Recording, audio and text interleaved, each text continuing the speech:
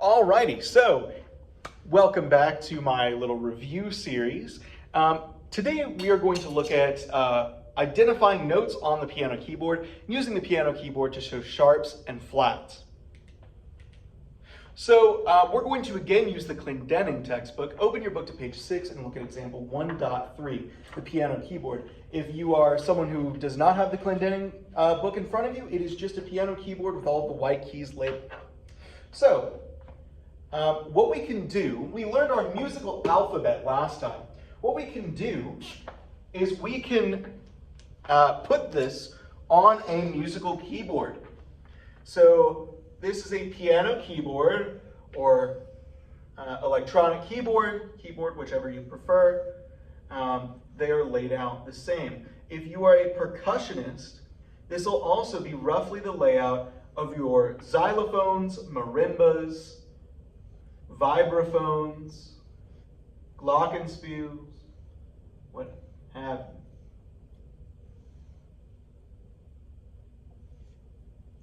This is not to scale, but that is okay. So what we have in our textbooks is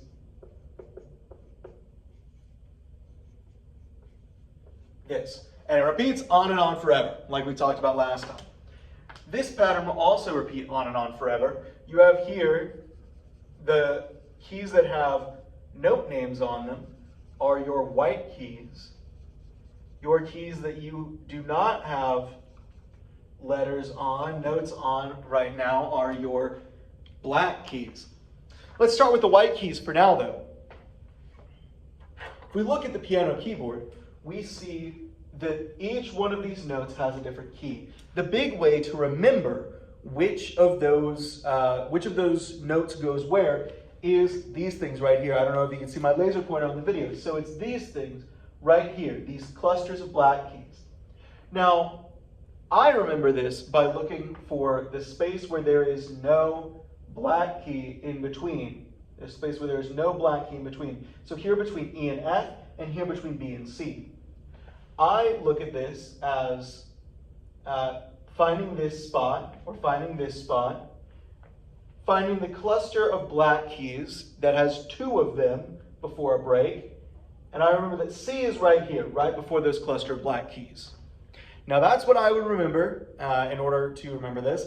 Unfortunately, like many things in music, this one is just memorize, memorize, memorize, memorize.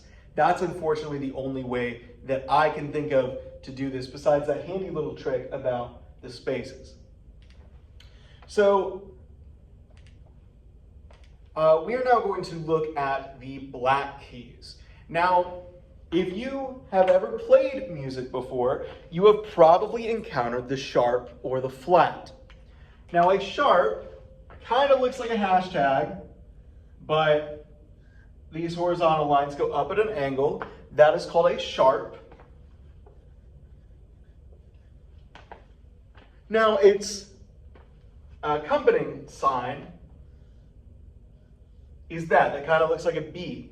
That is a flat. Now, what is a sharp and what is a flat? These are both things called accidentals. Now, this doesn't mean that they're a mistake. Accidentals change the pitch of the note. So a sharp raises the pitch and a flat lowers the pitch. If you need a review, a pitch is just a specific note. So a sharp raises it and a flat lowers it. You can remember that because sharp things, if you have a sharp thing on the ground, you step on it, it hurts, right? It's pointy. It goes up into your foot. A flat, for example, is the opposite, right? It goes down. That's how I like to remember it anyway. So that a sharp goes up and a flat goes down. So when you are looking at these sharps and flats, what does that actually mean? Well, it means that we have to adjust these piano keyboards a little bit. These black keys can't just be empty anymore. We have to add in our sharps and flats. First, let's do a little bit of practice with this. If I look at G and I want to raise it, I want to make it sharp, you just add a sharp after the note name. So G, you raise it by a sharp and go up to this key, it is G sharp. D, you go up to this key, it is D sharp. Let's try it on A. I'll give you 1, 2, 3 seconds. That is A sharp. Do the same thing down here with C. 1, 2, 3 seconds. It is C sharp. Now, let's do the same thing going down. If I make A flat, it is A flat.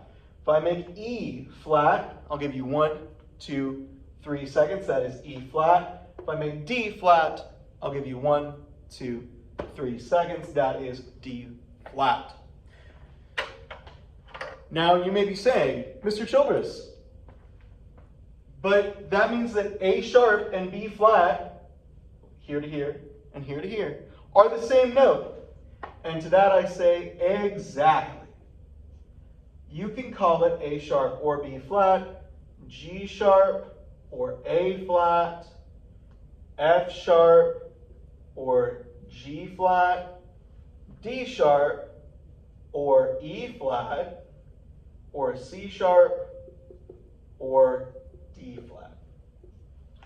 Now I know that this is kind of hard to see from all the way over here, so we are going to bring it over. So if you look, C sharp gets, or C gets raised to C sharp, D gets lowered to D flat, etc., on and on into infinity. Now,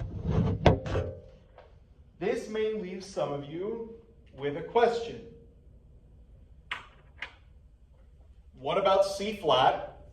What about B sharp? What about E sharp? And what about F flat? That's where the weird stuff comes in, because F flat is E. F flat is E. E sharp is F. B sharp is C, and C flat is B. Now this may sound totally confusing, and that's okay. That's okay. This is called an inharmonic spelling. Inharmonic spelling. I'll write it up here.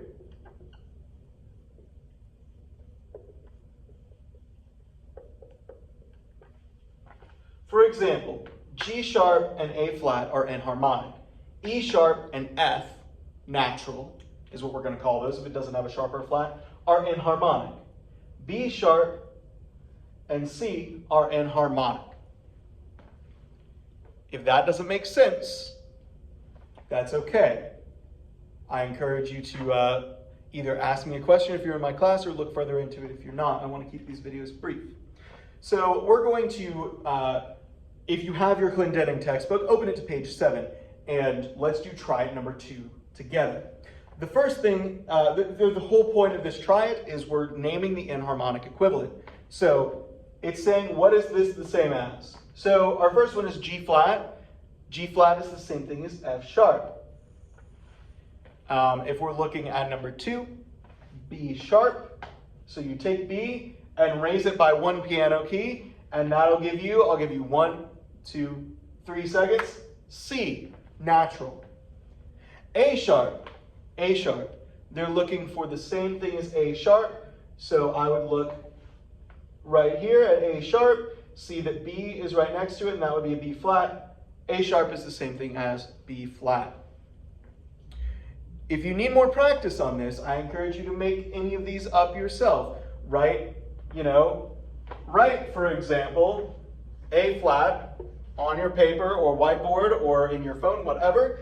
I would look at a piano keyboard and I would go and see, okay, A flat is the same thing as G sharp. That would be your answer. That's the nice part about this, is that you can create your own problems infinitely with little trouble.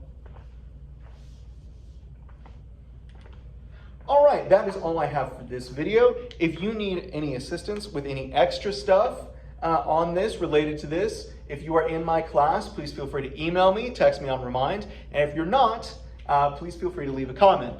Have an amazing day. See you next time.